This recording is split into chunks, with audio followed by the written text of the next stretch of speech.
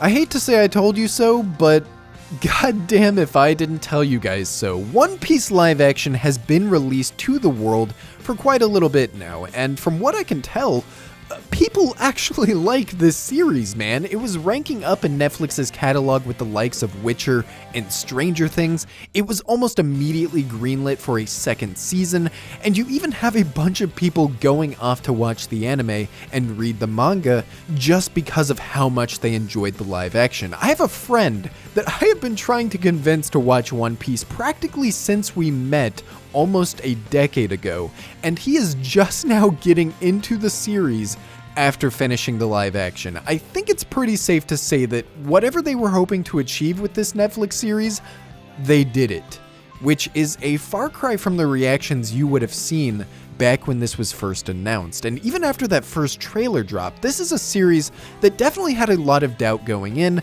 but also had an S+ marketing campaign that slowly won over people to eventually giving this a shot and being pleasantly surprised. However, not me, man. No, sir. If you know who I am, if you have followed me to any capacity, you will know that I was always a believer in this series, even from day one. Here's me telling everybody on Twitter that you should goddamn trust in Oda because he's mentioned multiple times the involvement that he has had in this project. Here's me making a video when the cast was first announced, pretty much gushing over how perfect I thought they all looked. And here's me earlier this year talking about the positives and negatives of that first trailer, but ultimately saying, hey, it's still too early to doubt this entire project, let's wait it out and see what this series has in store. And pretty much immediately after that first trailer dropped, every subsequent trailer, every subsequent promotional video, general marketing, it all kept impressing and winning people over more and more until you reached a point where you were the weird one if you weren't excited for this series. I think an executive would love to know what magic, what lightning in a bottle they captured to win people over as hard as they did, because it's definitely not something that you see very often. So with that lengthy preamble out of the way, the series is out. I've finished it, and you're probably wondering what the deal is with that title. Contrary to everything that I just opened with, I did not love the One Piece live action. The series' biggest champion and biggest defender prior to it coming out might in fact dislike it more than most people who gave it a shot. And I want to talk about why. I don't think this series is horrible. I want to make that clear right now. There are things that I do like quite a bit.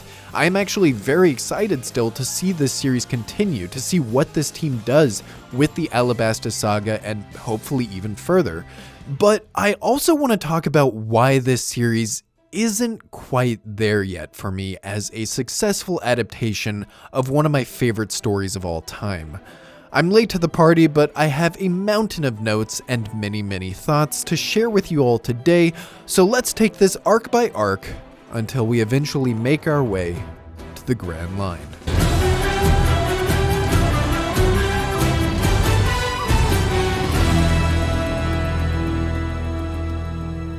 Right from the very first episode, from the very first scene, I immediately felt like something was wrong. And I promise this video isn't just going to be non-stop negativity because, again, I don't think this series is awful or anything, but the first impression definitely wasn't strong.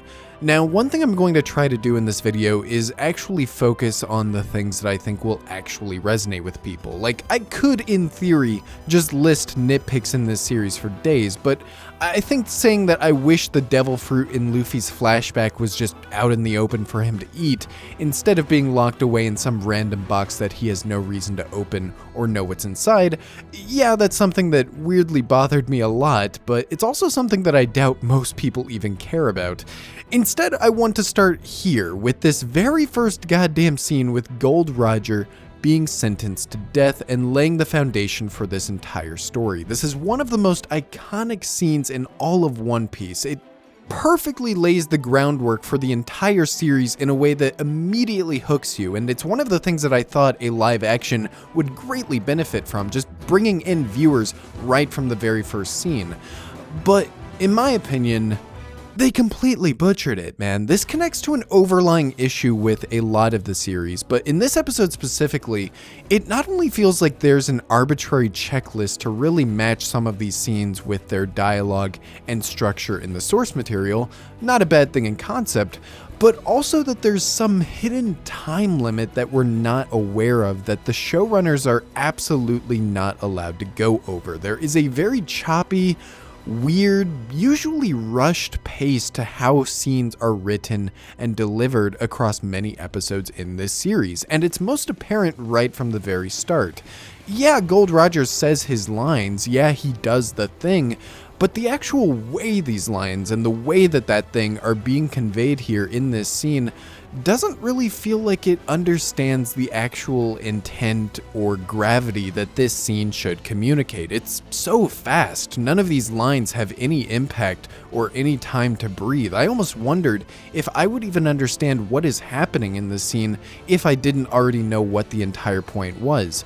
And being fast isn't necessarily a downside in itself. I'm sure many people welcome this series being a lot faster than the anime or the manga, but it's when that speed comes at the cost of losing the entire point and the entire intent of a scene that it becomes a real problem in my opinion, and it's something that you're going to see a lot throughout the rest of this series. That isn't to say the series is always concerned with being overly one-to-one with the source material though, and one thing that I'll give the live action both in episode 1 and just across most of these episodes is that it is willing to change things in ways that make sense. Something we'll talk about a lot more in these upcoming arcs, but even just from the first episode, there are a lot of fun rearrangements and additions that make this arc even more enjoyable and even elevate the material and elevate the foreshadowing in really cool ways. It's just cool seeing Mr. 7 from Baroque Works come to recruit Zoro. This is something that we only heard about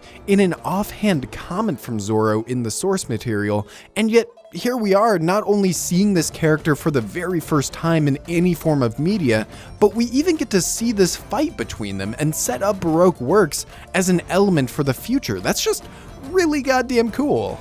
I also really like the way that they bring Nami in early in this storyline as well. In my opinion, it just makes sense to have Zoro and Nami together after the very first arc, and the best scene in the episode is this undercover infiltration of a marine base with Luffy and Nami. It's incredibly fun and also completely original to the live action. These are changes that not only fit the source material, but improve upon it. These are the parts that make the live action click. However, there is one pretty big change in this arc that really did not work for me at all. I get the point, I get why they did it, but it really takes away a lot of the first impression for me, and that is the introduction and role of Koby's character within this arc. Now, there's a lot to say about Koby with how much they've changed his role across the entire East Blue, but I want to talk specifically about his role here. One of the biggest focal points of this arc is seeing how Koby begins growing out of his cowardly, submissive persona into somebody who's actually willing to chase his dreams. It sets up his character, it sets up Luffy's character, and overall it's a big theme in the beginning showing how Luffy inspires people to chase their dreams. And while you do get that in concept within this episode, it's just another example of the live action taking and adapting the most important scenes without really understanding why those scenes are there or what should lead to them being there. Koby is ultimately a very small part of this first episode. He essentially disappears entirely once they reach this marine base, only to come back at the very end half-heartedly so that he can say his line, "Join the Marines," and that is that. But one of the biggest cuts in this episode that I really don't understand at all is this moment with Koby and Alvida, where what's supposed to happen is Koby is inspired by Luffy, stands up for himself, and says the words that he's wanted to say to Alvida ever since he was captured. It's incredibly satisfying to see a character like Koby already start showing this side to himself. It's practically the starting point for his character arc, and it's completely absent from the live action. Koby just continues whimpering and being a coward the entire episode until the very end where he punches Helmeppo. That's not satisfying to me. That's not the treatment that I think Koby deserves. And I do understand that in the live action, they're molding Koby's character arc so that it can work across the entire season, but I still don't think it's justification to remove one of the most satisfying scenes of this early storyline. There are some other pros and cons to this arc that I'll get into later, but I think I can definitely say that I was very concerned by the end of this episode and the end of this arc with how they were adapting this story and how they were treating the characters. But my expectations were completely flipped when we get into the next arc.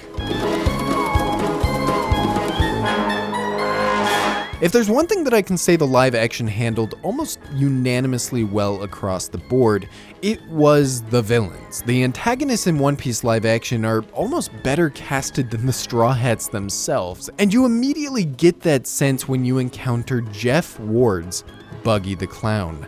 One of the biggest worries that I had with Buggy, especially with the teaser they give at the end of episode 1, is that he would be written like some diet joker and just be overly serious and overly maniacal. I don't know about you guys, but even disregarding the direction Buggy goes in later on in the story, even from the very beginning, he was always a very silly and very light-hearted antagonist. Oda wasn't afraid to have fun with him and make him a joke, and thankfully, that aspect of his character is very faithfully translated into the live action. There's just a really strong understanding here of his character, and one that makes him and this entire arc so much more fun with the interactions and the dialogue that he has with Luffy and the crew. This arc overall was just such a huge improvement from episode 1 in my opinion, and I think the reason why it was an improvement is because they completely changed the context of this arc while still maintaining the core ideas that were important to the story, and this is a trend that you're going to see for the remaining arcs as well.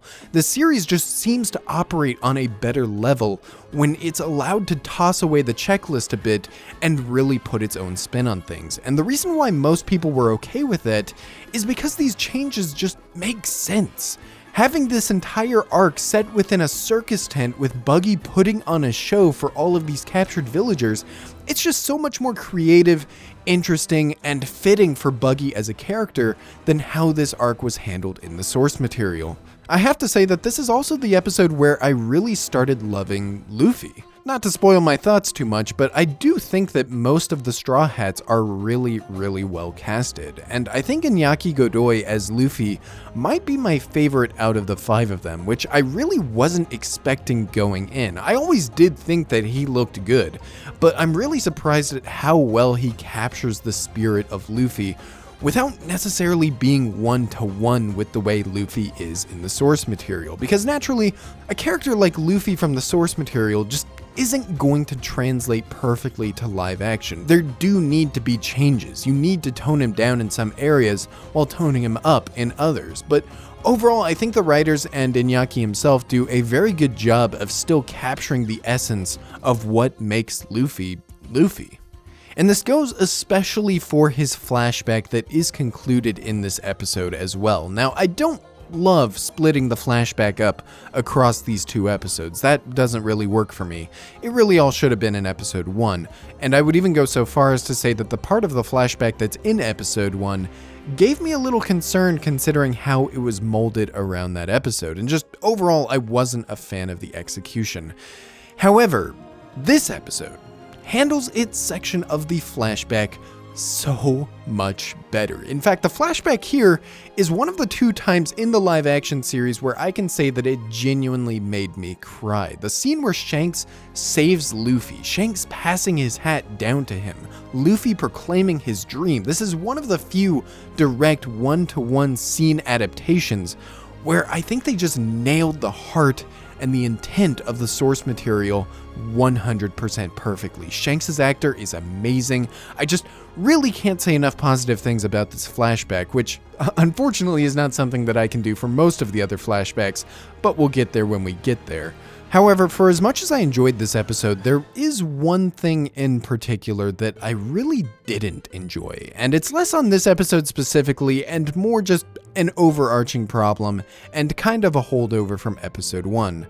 I did say that I liked most of the Straw Hats, and I'll go ahead and elaborate on that and say that I like everyone in the crew except Zoro. Now, from what I've seen from online discourse, I think most people actually really like Zoro in this series, so I'm already prepared for that to be the most controversial thing that I say in this video. But to me, Zoro in this series just does not feel like Zoro. Luffy feels like Luffy, Nami feels like Nami, Sanji, Usopp, even most of the supporting characters. I think they really captured most of these characters really nicely.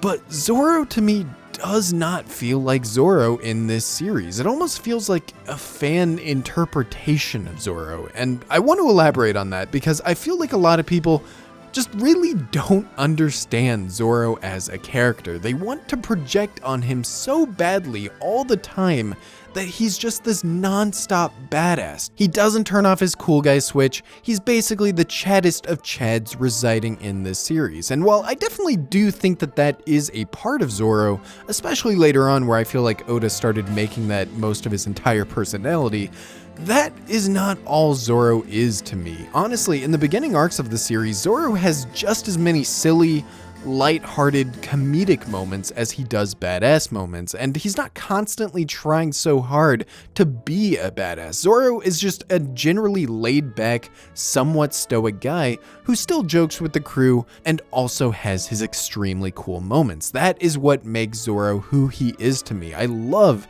how multifaceted he is without really falling into those kinds of stereotypical tropes, which is why his treatment in the live action feels so unfortunate to me, because it does feel like somebody wrote his character in mind with that try-hard cool guy exterior. It gets so old, and generally the most lighthearted that you do see Zoro get in this series is when he's saying incredibly dumb one-liners after every single scene. Zoro has more one-liners in this series than literally every other character combined. Does it come with a free face tattoo? My favorite is #1. Kinda got my own thing going on. Doesn't leave much time for playing dress up. Must be some other homicidal unicycle riding clown. You probably need some new stuff. I mean, what? Zoro is not the one-liner guy. That is not Zoro's character. Yeah, he has some cool one-liners every so often, but the screenwriters for this series just took it to an absolutely absurd level. That aside though, the other big issue that I have with Zoro at this point in the series is that due to a cut that they made in episode 1, he really doesn't have any reason to be here. He has no reason to be following Luffy around and helping him out. In fact, that is very un-Zoro-like to be doing when you don't have that critical scene in episode 1 of Zoro proclaiming his loyalty to Luffy. Instead, by the end of episode 1, that scene is pretty much completely absent. Zoro just joins the fight with Axe-Hand Morgan for the fun of it, which, okay, fair enough, he wants to repay the debt of Luffy rescuing him, but then after the fight is over, Zoro is just like, alright, I guess I'm going with you guys now. No justification, no character motivation, it's just extremely silly and you kind of just have to roll with it, which, even with all of that being said, I can roll with it to an extent. But then you have scenes within this next episode where Zoro is saying incredibly corny things about Luffy, saying that he didn't have a place to go before he met Luffy, saying that he believes in himself, and I'm just wondering the whole time, since when did you guys have this kind of relationship? Was that cut scene of you proclaiming your loyalty actually there and I just missed it? It feels like it was written with that in mind, but just got cut the last minute, and I do think there's a reason for that, which I will get into later. But it ultimately ends up feeling incredibly awkward, and it takes away another aspect that could have made Zoro's character good, even with the general characterization of him, which I am not a fan of. I mean, it just feels weird to have a One Piece story where Zoro isn't the first person proclaiming their loyalty to Luffy, the first person to actually join the crew. I mean, that's just such a big part of Zoro's character, the fact that he was the first person to do those things, and it's just completely missing from this screenplay. Zoro aside though, the Buggy arc was very enjoyable overall. My hype and expectations were significantly raised after finishing, and thankfully the streak would continue as we move into the next arc.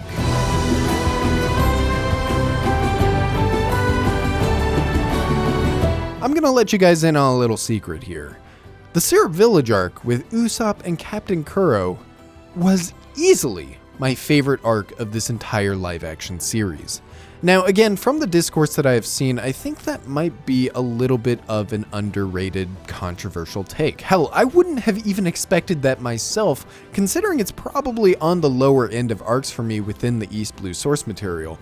But in my opinion, this arc really showcases a lot of the live-action strengths, while mostly minimizing its weaknesses. And to really discuss those strengths, we have to talk about something that I have been avoiding talking about to save for this very moment. Set design, baby. Forget the casting, forget the music, forget literally every aspect about this series. By far, the area that this team knocked it out of the park the most with are the production values and the sheer artistry that went into the set, prop, and costume design for this series. It is just unbelievable seeing the world you only knew from a manga page or anime screenshot and seeing it come to life so vividly in this live action setting. It is impressive to behold from the very first episode, but it was this arc with Usopp and the set pieces within Kaya's mansion specifically where I just really felt the magic of these production designs the most. It's the kind of treatment that I genuinely think justifies a live action adaptation in its own right. Even if everything else in this series sucked, just seeing the locations within this season, imagining the future locations and the way that they'll bring those to life, it's honestly what has me the most excited for the prospect of future seasons, and I can't praise that side of the team enough for what they were able to accomplish here. But it's not just about visual eye candy though. Just like in Buggy's arc, what I really like about what they do with this mansion is that they actually utilize it to make the arc and the storyline here a lot more interesting and engaging. Instead of fighting a bunch of pirates on a nondescript hill like in the source material, what we have here is almost a horror movie thriller sequence of trying to escape this mansion and eventually having the final encounters within the mansion itself. It's just so fun to watch at pretty much every turn, and even beyond these set pieces themselves, there's just a bunch of really nice changes that make a lot of sense. I like that this town is actually known for being a shipyard now. I like that Usopp is actually a part of that shipyard, even if he's not actually a shipwright. It just makes sense for his character to be somebody who's been around that kind of environment, and it makes sense for this village itself to be that kind of environment. But above all, what really brings this arc together for me beyond the sheer creativity in the set pieces are the characters with Kaya and Captain Kuro. Now, you're not going to hear me say this again, so savor it while you can, but these two characters are genuinely better written than they are in the source material. Now, it does help that these two characters were never really that interesting in the original arc, but what makes the two of them here great is great for two different reasons. Kaya is just so much more compelling in live action than she was in the source. You just get a much deeper and more nuanced understanding of what she's going through, what her motivations and her inner struggles are, and how those inner struggles actually play into the arc and play into Captain Kuro, who is also absolutely excellent in this arc, but not because he's suddenly more compelling or intriguing than he was in the source. He's still very much just an absolute bastard, but it's the way this actor, Alexander Maniatis, I hope I pronounced that right, it's the way this actor plays him that brings him alive as the absolute bastard in the best possible way. He is just mesmerizing to watch on screen. When you reach that final set piece where he's chasing Kaya down and searching for them in this room, all while taunting Kaya and digging into her insecurities and her inner conflicts so precisely, the way that only he could do. It's just so perfect. He is easily the best villain and best portrayal of that villain within this entire series, and both of them made this arc into an actual improvement over the original. That definitely doesn't mean it was perfect though, and there were a couple of things that I still didn't really enjoy within the context of this arc, and they're actually pretty common complaints that I saw thrown at the series when these episodes came out. For one, it does kind of suck that within his very own arc, Usopp doesn't really get his defining moment that really sets him apart by the end of this storyline. In the anime, Usopp not only puts his life on the line to stop pirates from invading, but even gets a sick finisher move to take out Django, a character that sadly didn't make the final cut here. However, in the live action, while you do technically still get Usopp putting his life on the line, it definitely felt a lot more tangential to what was happening rather than an actual moment where Usopp gets his shining spotlight moment. It's not a huge deal for me when the rest of the arc and his character are generally so fun to watch, but it definitely would have been cool to see a moment of some kind where Usopp, obviously not taking down Captain Kuro, but maybe just having a cool moment that gives Luffy an opportunity to take him out. Some kind of duo finisher, I don't know, just something cooler than what they ended up going with. More of a minor complaint for me in the grand scheme of things, but there is another, much bigger one that I want to discuss as well.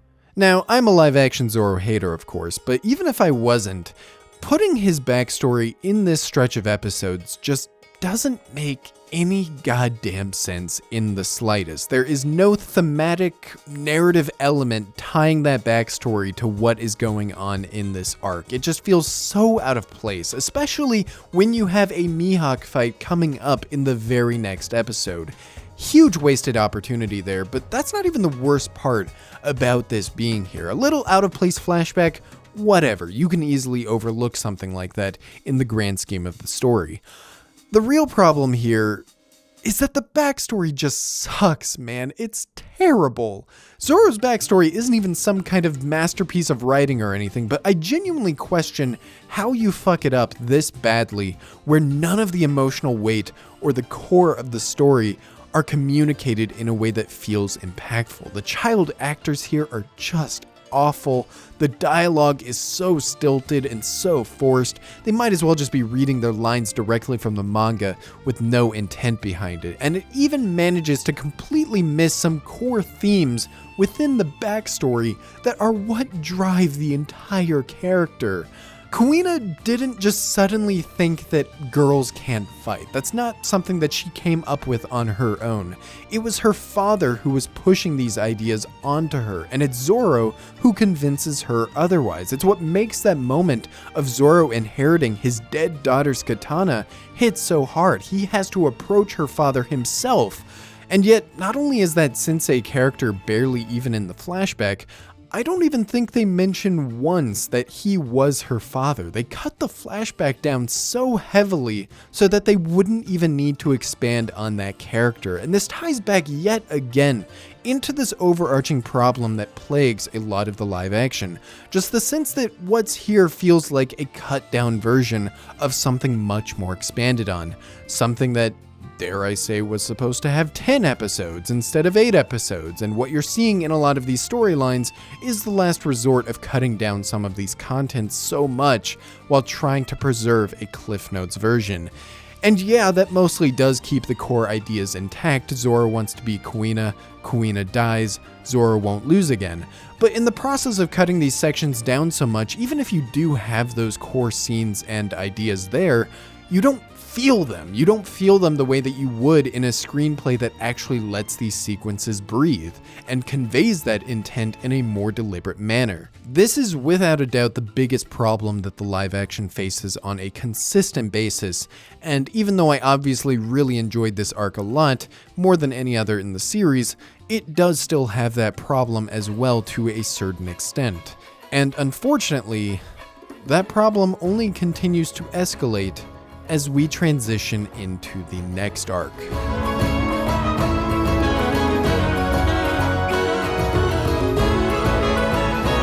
Now, I've been avoiding talking about a certain plot thread that stretches over the entire series because, one, it really didn't start bothering me until this arc specifically, but two, it's also just the low-hanging fruit of this live-action series, because from what I can tell, this is the one thing that everyone can agree was pretty bad in this series. Koby's story in the source material essentially boiled down to him getting left behind at this marine base. You check in on him one more time before the crew heads to the Grand Line. He forms this relationship with Helmeppo and starts training under Garp, and then he comes back way later at the end of Eni's lobby to show the progress progress and training that he's made over that whole stretch of time. It's a cool little way of bringing the character back, considering how important he becomes later on. But in concept, and I'll even say some of the actual execution, I really like letting Koby have his own character arc over the entire stretch of East Blue. I really like having this character come back and keep growing gradually until you get that final payoff by the end. It feels rewarding. I think I can confidently say that Koby is one of my favorite characters in the live action, and even his relationship with Helmeppo feels like it gets a little boost seeing how they gradually grow to consider each other friends. The real issue with them doing this, at least the way they've executed it here, is that you also need to give Garp a much bigger role in the story as well. And let's just say, in the context of a lot of the original material in this series, they didn't fully understand who Garp's character actually is. And it's only when you get to the Sanji arc within the Baratie that you really start seeing how bad this adaptation can truly be. Hopefully me gushing about the Usopp arc has laid to rest the idea that I can't welcome original changes, because obviously I am all for original changes as long as they're actually good. But it's in Baratie where you start seeing the downsides of this mix of canon and original that they've been experimenting with across the entire series. Within the Baratie arc, you essentially have 3 different arcs all coinciding with each other in a way that really doesn't work. You have Koby and Garp's side of the story. Garp is chasing Luffy and not only sends Koby after him, but also goddamn Mihawk, more on that in a bit. You have Arlong's side of the story, who is also chasing after Luffy and has kind of been on the trail ever since they left Buggy.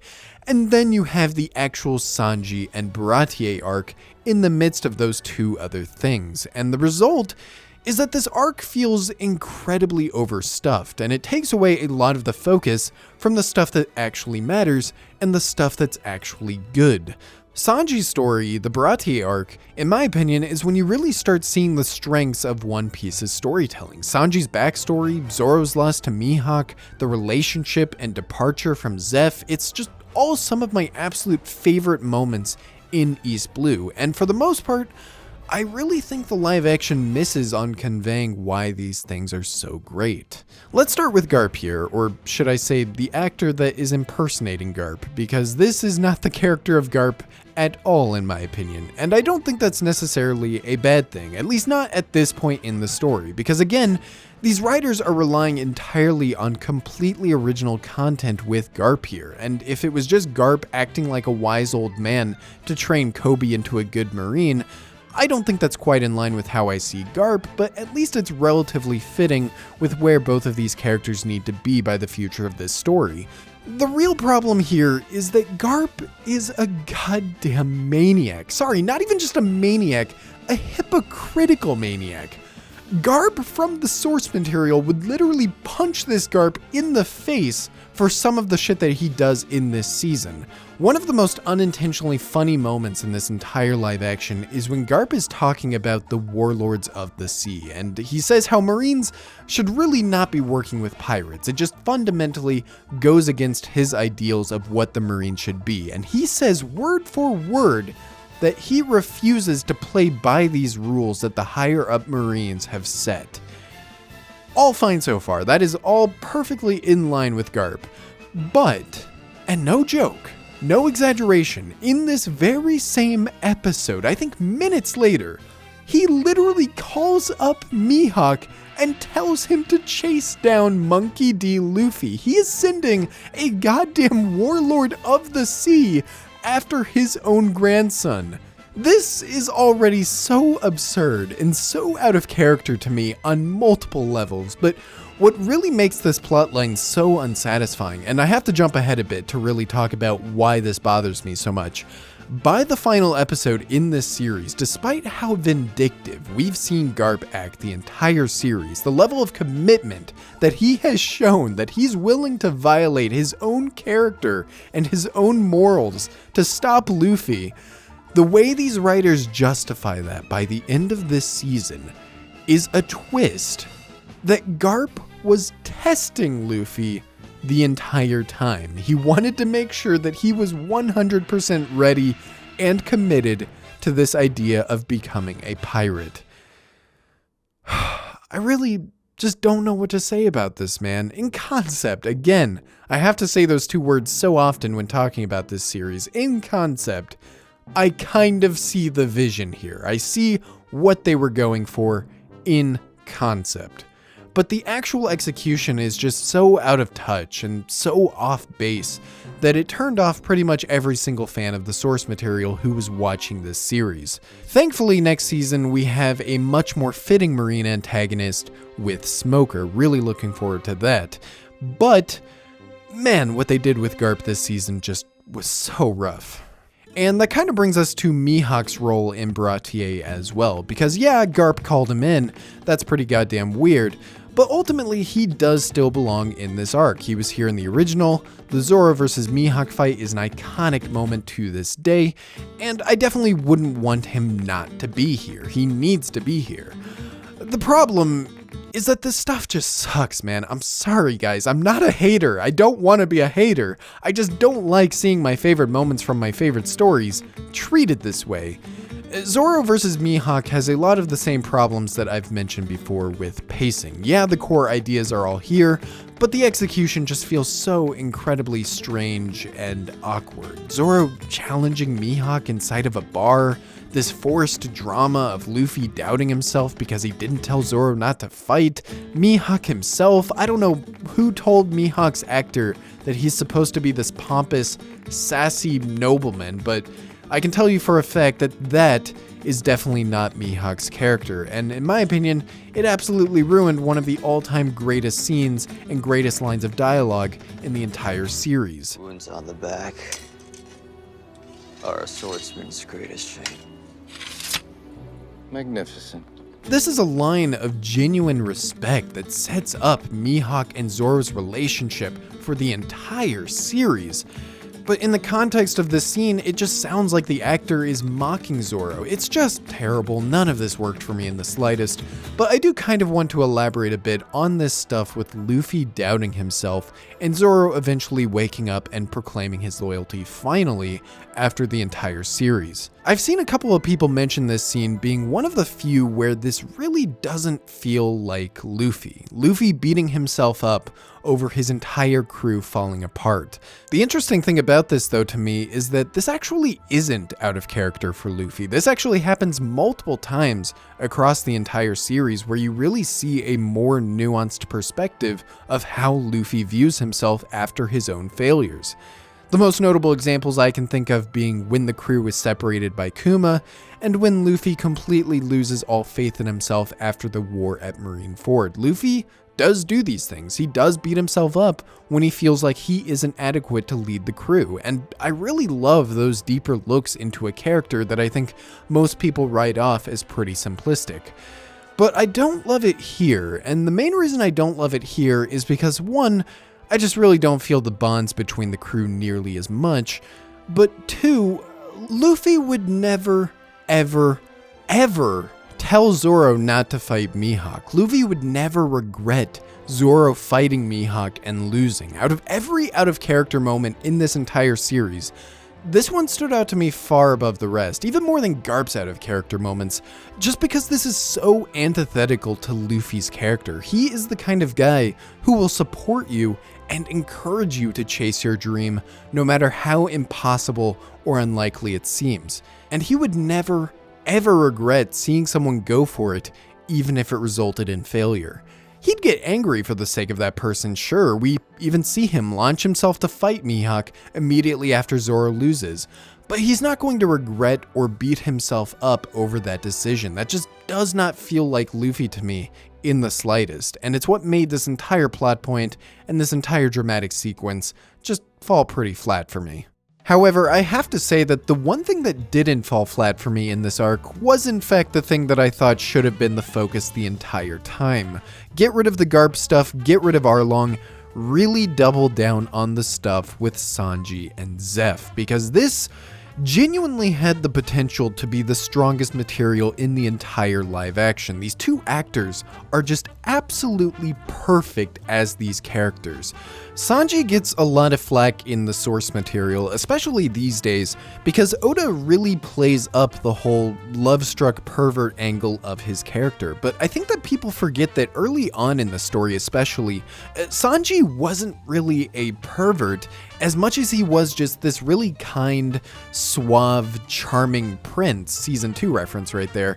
And I really think that the actor Taz is capitalizing on that angle in a way that makes his character here incredibly likable, just like he was in those early parts of the story. I also know that his actor and the actor who plays Zeff actually had a genuine mentor-protege relationship in real life, which is not only incredibly fitting for them as people and actors, but it also kind of just speaks for itself when you see the two of them acting together in these scenes. They have such incredible chemistry that really carries the core and the identity of this arc, and my only real complaint with the two of them is that there just isn't enough of them. For this being Sanji's arc, for his character who is so important to the storyline here, he feels almost tangential to a lot of the stuff that's going on around him. He unfortunately just gets shoved into the background a lot of the time, and again, that recurring problem that keeps popping up. You can point to the big landmark moments and they will be there, and I'm sure you're gonna see plenty of praise for that online,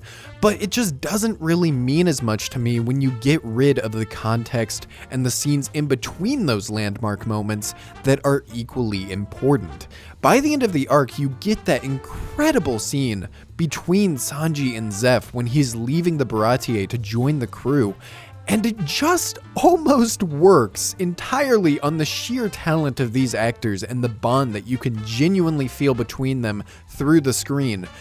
But because of how rushed and cobbled together the screenplay is for this arc, the lack of weight in what is actually happening in the story, how uncommitted it was to showing their relationship, or why Sanji would even want to join the crew in the first place, it all just feels so half-hearted in a way that really disappointed me, considering how much I love this arc and these moments in the source material.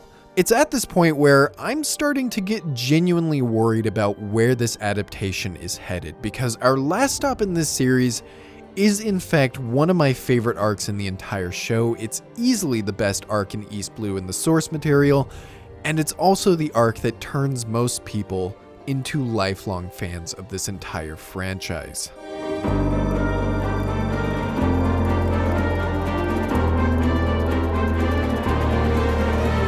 One thing that I continued repeating over and over again up to this series actually coming out was how important it would be to get Arlong Park right. Don't think it's an exaggeration to say that Nami and Arlong Park are going to single-handedly decide the fate of this series. This really is the arc when it comes to early One Piece. A lot of people will repeat those terrible jokes about One Piece getting good at episode 500 or whatever, but in reality, this is the arc that really determines if you're gonna actually like this series or not. And I can say personally for myself that the Help Me scene and the walk to Arlong Park genuinely might be the reason that I even watch anime right now to begin with. That moment made me a lifelong One Piece fan, and it's what eventually led me into exploring the rest of this medium. However, despite me saying all of that, or maybe because I said all of that and set some kind of death flag,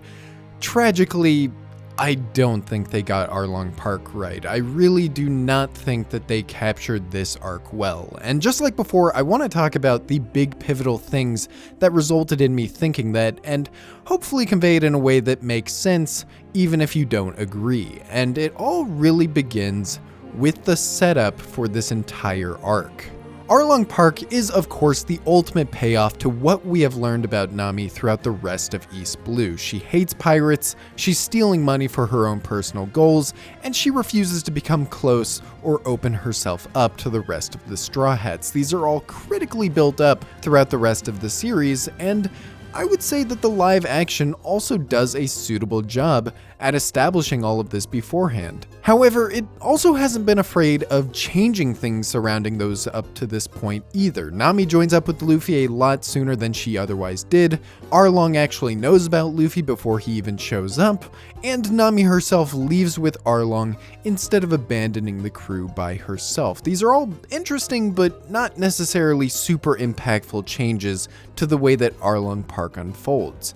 It does kind of suck losing that awesome moment when Luffy punches Arlong and Arlong doesn't even know who he is, but in general everything is still going according to plan. However, it's when you actually get to Kokoyashi Village and learn about the situation that's unfolding there that you really start witnessing one of the worst changes that One Piece live action has made to this storyline. One of the worst changes across the entire series.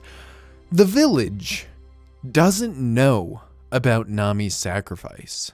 Nojiko, her sister, doesn't know about her sacrifice. This absolutely sucks. But it's possible that the reason why this sucks might be lost on some of you, so let me paint a picture here. In the source, you have Arlong, right? This terrible pirate who comes and wreaks havoc in Nami's hometown, kills Nami's mother, and charges everyone who lives there if they don't want to share the same fate. Nami ends up becoming a slave and working underneath Arlong, secretly saving up money so that she can buy back Kokoyashi Village from Arlong and rescue everyone who's basically being held for ransom. Now, there's already a few notable changes to this storyline that I'll talk about in a bit, but the biggest one is that in the source material, the village and Nojiko herself know what Nami is going through. They know that she is only working underneath Arlong for their sake, and they don't tell her about this because they don't want to be a hindrance or a burden in her resolve and what she's been working for all of these years. Thematically, that is really goddamn important. When you establish something like this, you have a sense of community. You have this entire village supporting Nami in their own way. You have Nojiko supporting Nami in her own way. Those tattoos that Nojiko have, she only got them as a way of emotionally supporting and reassuring Nami that she wasn't alone, that she still had family waiting for her, and they're in that together.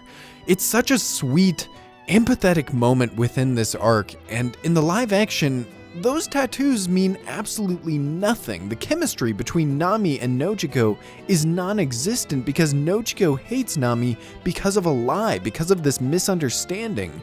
To me, this is already taking away from a core aspect that I really love about this arc, but it's not even the big reason why this sucks though. The big reason why I genuinely can't forgive this change is because of how critical it is to easily the most important moment in the entire arc, and easily the most important moment Nami has had in the entire series. The moment where she finally asks for help. The moment that made me a lifelong fan of this franchise. To continue the picture here, Arlong has betrayed her. He's stolen the money that she has spent her entire childhood saving up. She was just almost there to finally buying back Kokoyashi Village. And even though she's initially furious and heartbroken when this happens, she gets right back up. She is ready to start all over again for the sake of her village. That's just the kind of character that Nami is. It's only when you have this scene between Nami and the village, the context that these villagers have supported and waited for Nami all of these years, and are finally standing up to Arlong to fight for themselves and to fight for Nami after this betrayal. This is the moment that Nami finally breaks. This is the moment where she genuinely has no idea what to do. She has no idea how to save them or who to turn to. And it's in this moment of complete and utter desperation, in the middle of a breakdown, that Nami finally asks for help. This is one of my favorite scenes in all of fiction, and I went to painstaking effort recreating this for you, because with this one change of the village and her sister not knowing the truth behind the situation, the actual help me scene in live action has essentially none of the context or weight that make this scene so good. The scene is there, it's well performed, the dialogue is one-to-one, there's fan service shots that people convince themselves mean that this scene was faithfully adapted, but in reality, it just has so little of what made me fall in love with this character and fall in love with this story. Arlong just randomly decides to torch the village in live action, and that's basically all the setup you get for this alternate version of the scene. Now, this already would have likely been a huge hit to my enjoyment of this arc. That scene means everything to me. But there's two other areas in Arlong Park that I think it failed just as much, if not more so.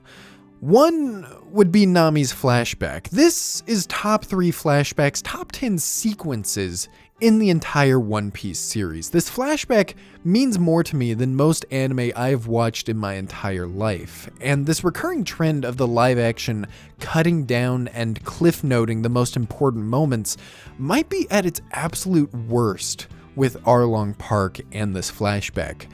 You don't feel the life that Nami had with Bellemere here. You don't really get a sense at all of what her dream is or her map-making skills. The tension and slow dread of Arlong invading this village is replaced with rushed exposition. And Genzo, poor Genzo, basically isn't even a character anymore. It is comically ironic how well Genzo sums up the live action's biggest problem. The arc ends with a beautiful shot of a pinwheel. Nami still has her tattoo that is half pinwheel. It's all 100% accurate to the manga, but the actual meaning of the pinwheel, the reason why that's there to begin with, was pretty much entirely cut and replaced with a single shot of making pinwheels out of tangerines. It is just so tragic, the changes and cuts they had to make here because of this low episode count, and even more than this flashback for Nami, I really felt that horrendous pacing in the final fight with Arlong. Now, don't even get me started that the walk to Arlong Park itself was just completely cut, and basically just jump cuts to them being there. That's already an insult to my very core. But the real problem is that this fight, and pretty much all the fights and climaxes in Arlong Park, had to be incredibly cut down because, we still need to spend half the final episode resolving the Garp plot thread. And, we also need to get our crew to the Grand Line before this season is over.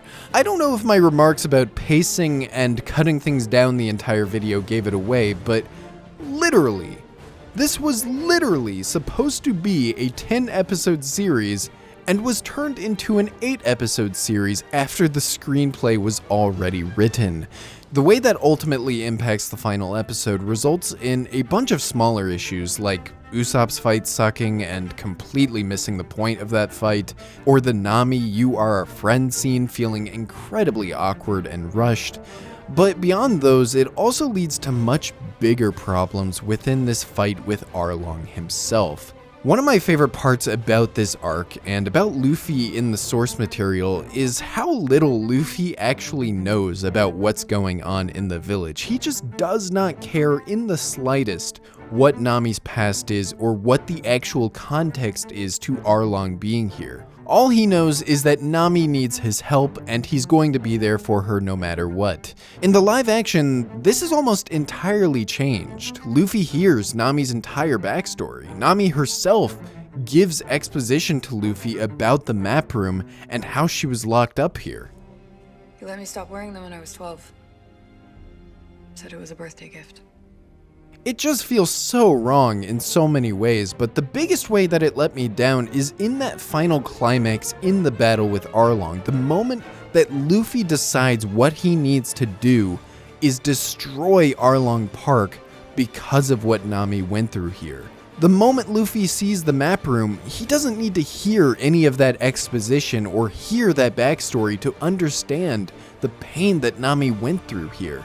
And it's why that moment and why the final blow in this fight hit as hard as they do, because it wasn't even Luffy attacking Arlong. It was Luffy attacking this room that has tormented Nami for all of these years. But, well, you guessed it, none of that is in the live action. They not only cut it out completely, but I'm pretty sure that this fight with Arlong only lasted a couple minutes. It's just so underwhelming. I genuinely hate how this arc turned out, and the only silver lining with any of this is the stuff that comes afterwards. Now, I've already talked about the stuff with Garp in this final episode. I obviously did not like Garp, and I hated how this whole thing was just a test. But I did really like how they concluded Koby's arc here and the relationship that he has with Luffy. It really does encapsulate their dynamic and their relationship in a very heartfelt way. You do feel a genuine sense of friendship and respect from both of them, and I think that does a really good job of setting up their dynamic and setting up that reunion that comes later in the series. So, well done there. Was it worth having this entire storyline, including Garp, take up screen time from the rest of the series? Probably not, but you have to acknowledge the wins when they come. And that goes especially for the final scene of the live action, more than any other scene in this entire season. We're not quite to the Grand Line, we're not quite past Logtown, but it wouldn't be right if we didn't at least finish on the iconic barrel scene where you see the entire Straw Hat crew proclaim the dreams that they will be pursuing for the rest of the series. And in my opinion, they completely nailed and elevated this scene in a way that truly made me cry. It's honestly, even in spite of everything negative that I've said this entire video, this is what still gets me excited about the prospect of a season 2. The fact that they're able to capture the series this well.